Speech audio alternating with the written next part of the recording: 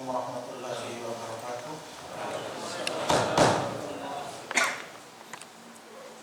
Innal hamdalillah nahmaduhu wa nasta'inuhu wa nastaghfiruh wa na'udzu billahi min shururi anfusina wa min sayyiati a'malina. May yahdihillahu fala mudilla lahu wa man yudlil fala hadiya lahu.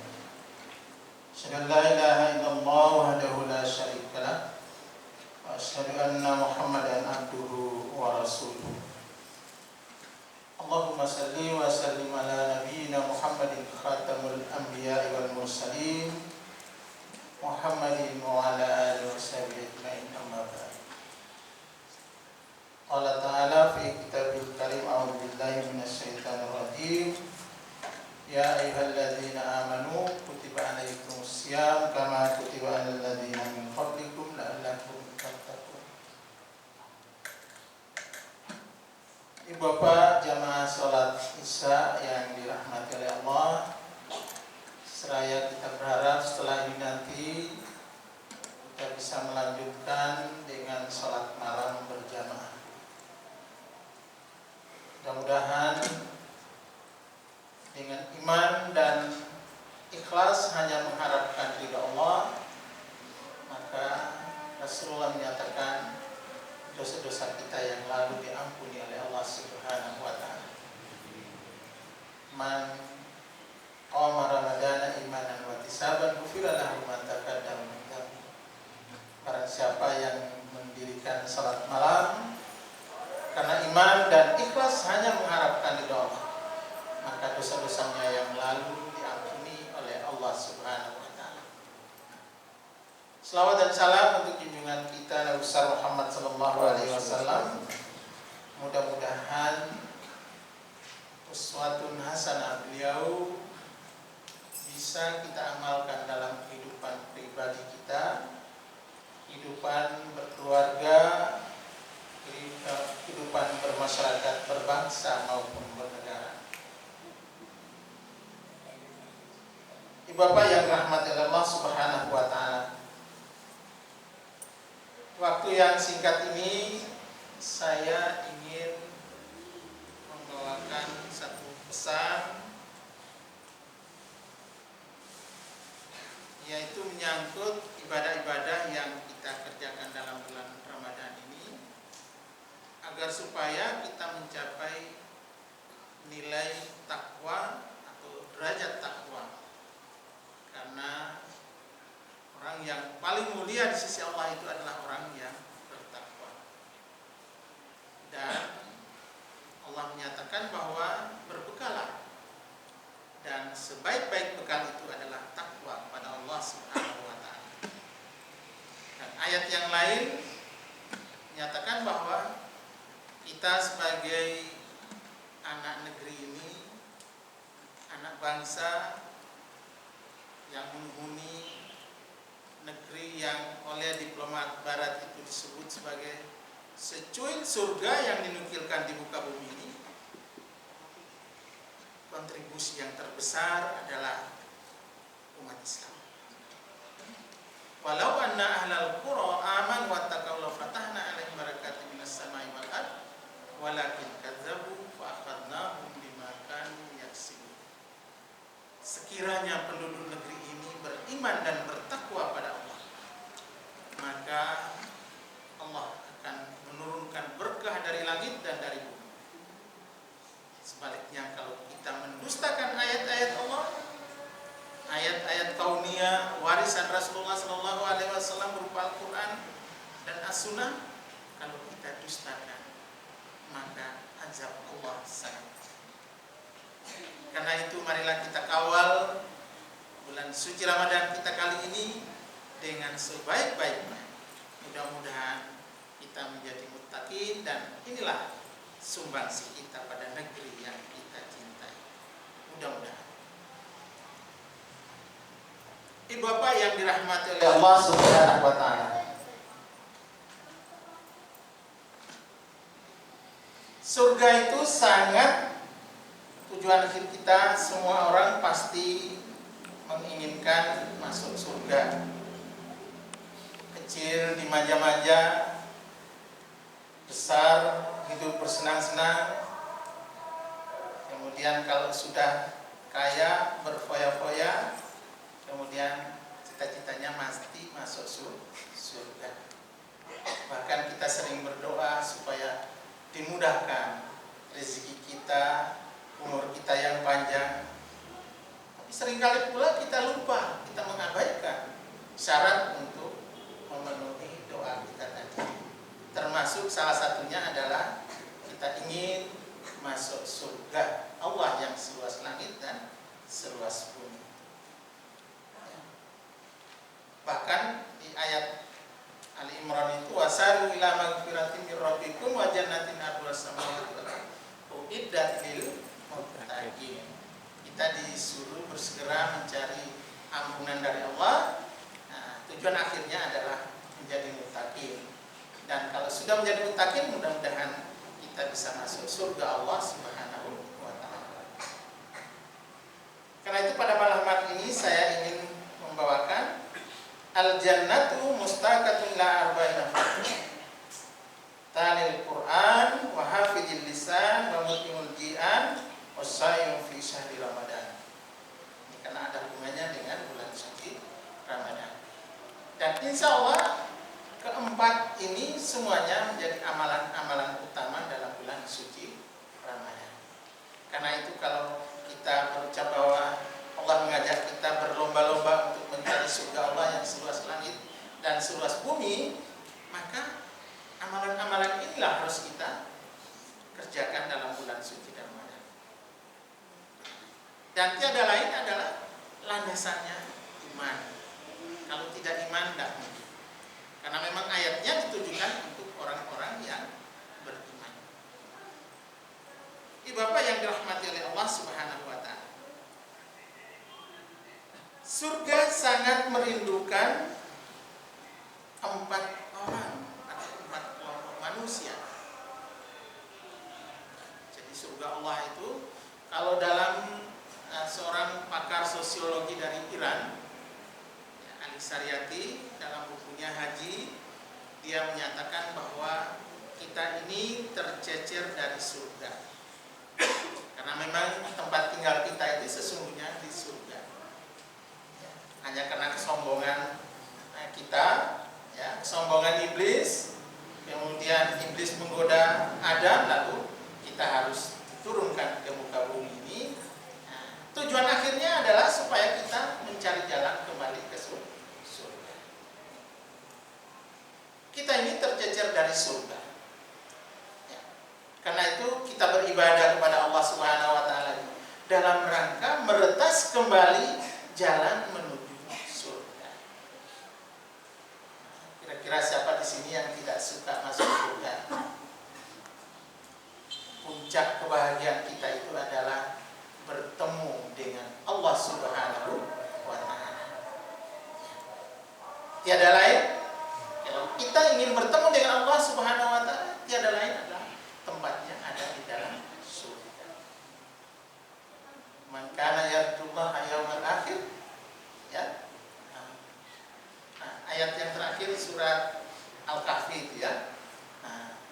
Maka amal amalan salihah, ya, jadi amal soleh, kemudian wala tusyrik bi ibadi rabbih ahada. Itu ayat yang terakhir dari surat Al-Kahfi itu. Jadi barang siapa yang ingin bertemu dengan Rabb-nya, maka dia amalan yang harus dikerjakan adalah amal soleh. Kemudian jangan sampai dia mensyirikkan Allah Subhanahu wa taala. Di antara lain amalan-amalan. Karena itu pada kesempatan ini ada 4 yang ingin saya sampaikan sesuai dengan hadis yang saya bacakan tadi. Yang pertama adalah orang yang suka membaca Al-Quran. Taraktu fikum amrayni ma in tamassaktum bihima lan tadillu abada kitabullah wa sunnatur rasul. Tidak aku tinggalkan untuk kalian 2 perkara. Yang pertama adalah kalau kalian memegang teguh kedua perkara ini, maka kalian akan selamat di dunia, selamat di akhirat. 2 perkara warisan Rasulullah ini adalah kitab kitab Allah dan sunnatul Rasul. Ibu bapak yang dirahmati oleh Allah Subhanahu wa taala. Kalau kitab Allah Al-Qur'anul Karim ini diwariskan kepada kita dan janji akhirnya bahwa kita kalau memegang teguh atau mengamalkannya dengan sebaik-baiknya, maka kita akan mencapai kebahagiaan dunia dan kebahagiaan di akhirat. Pertanyaannya, sejauh mana kita mengamalkan Al-Qur'anul Karim? Inilah yang menjadi pertanyaan. Generasi-generasi di masa kejayaan Islam, mereka meraih kejayaan Islam itu karena mereka mengamalkan Al-Quran dengan sebaik-baiknya. Jadi Al-Quran itu benar-benar diamalkan dengan sebaik-baiknya. Semakin kesini, semakin jauh dari masa kejayaan atau kemasan Islam itu, kita kemudian semakin lupa dengan Al-Quran. Bahkan yang paling akhir, yang paling diucapkan, ada seorang mantan Muslim kemudian masuk agama lain, kemudian menjadi pendeta. Dia kemudian mengusulkan untuk menghapus berapa 300 lebih ayat Al-Quran.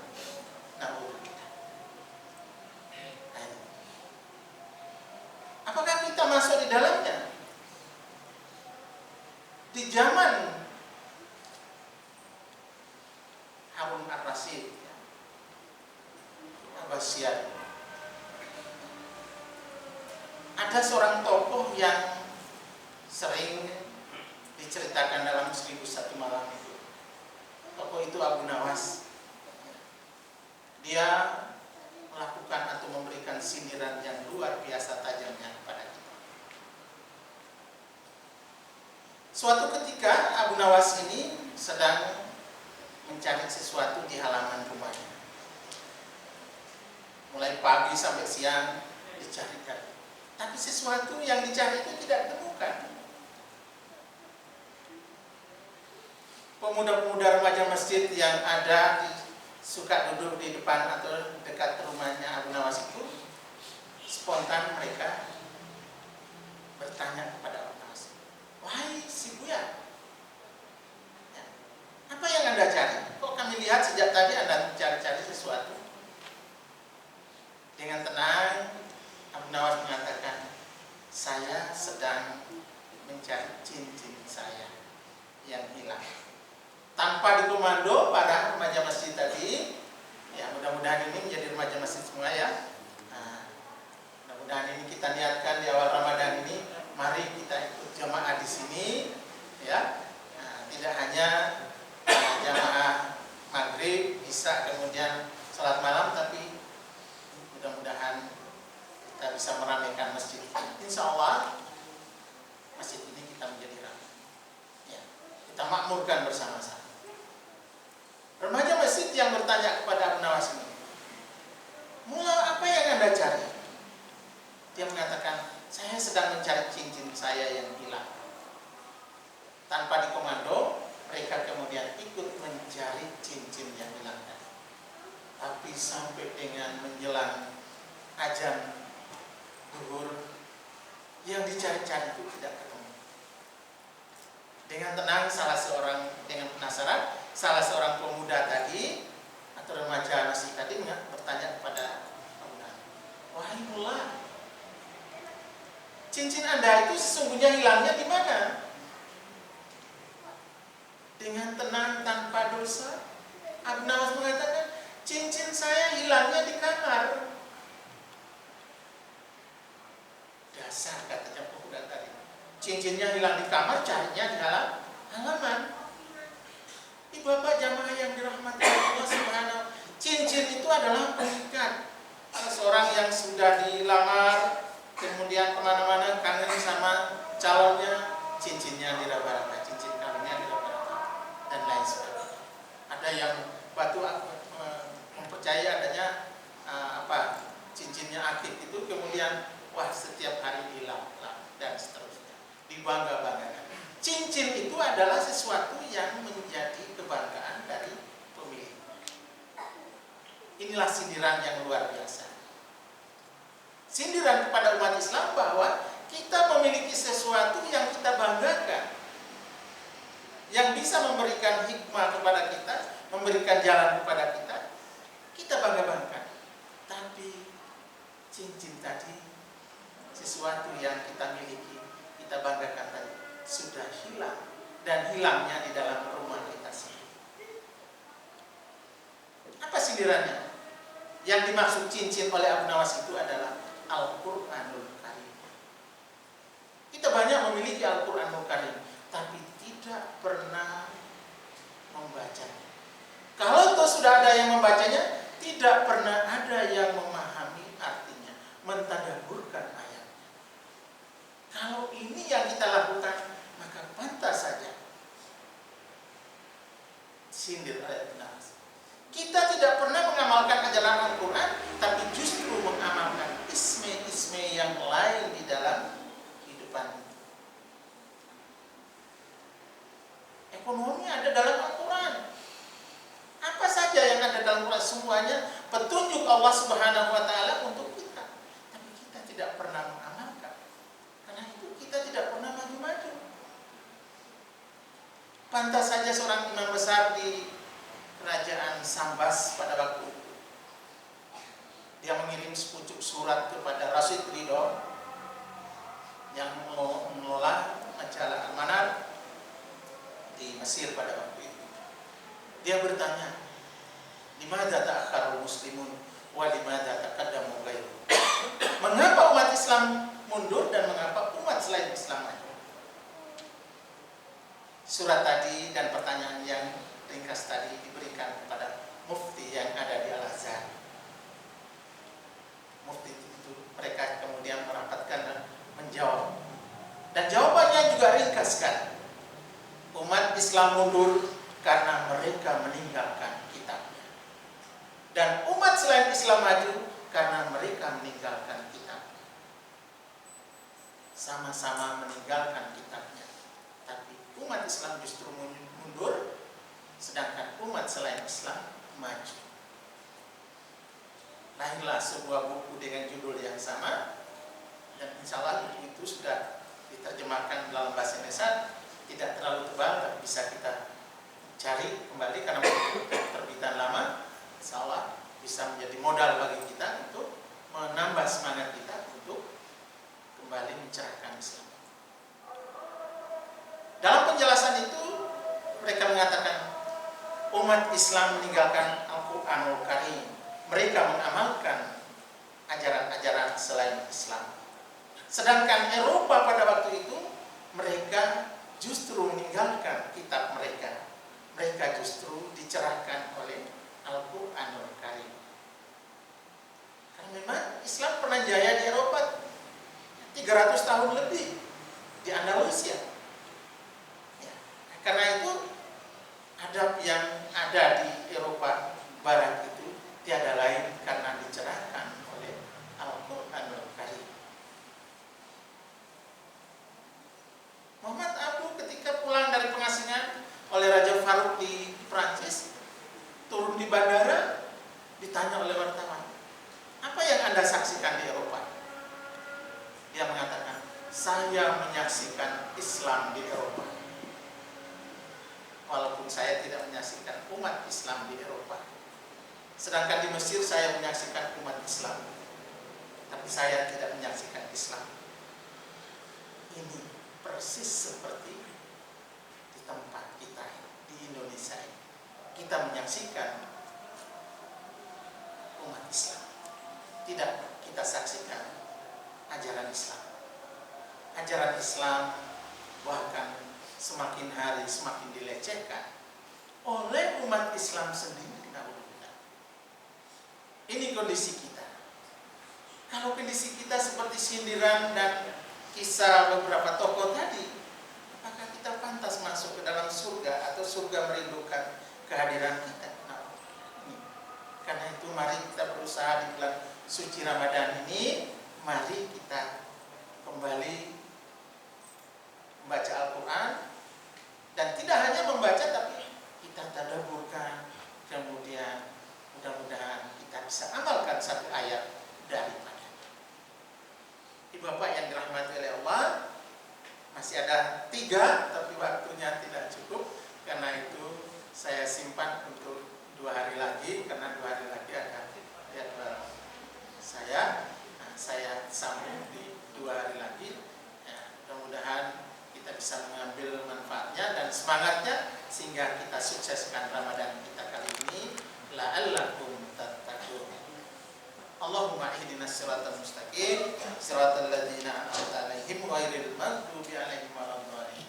Allahumma arinal haqqa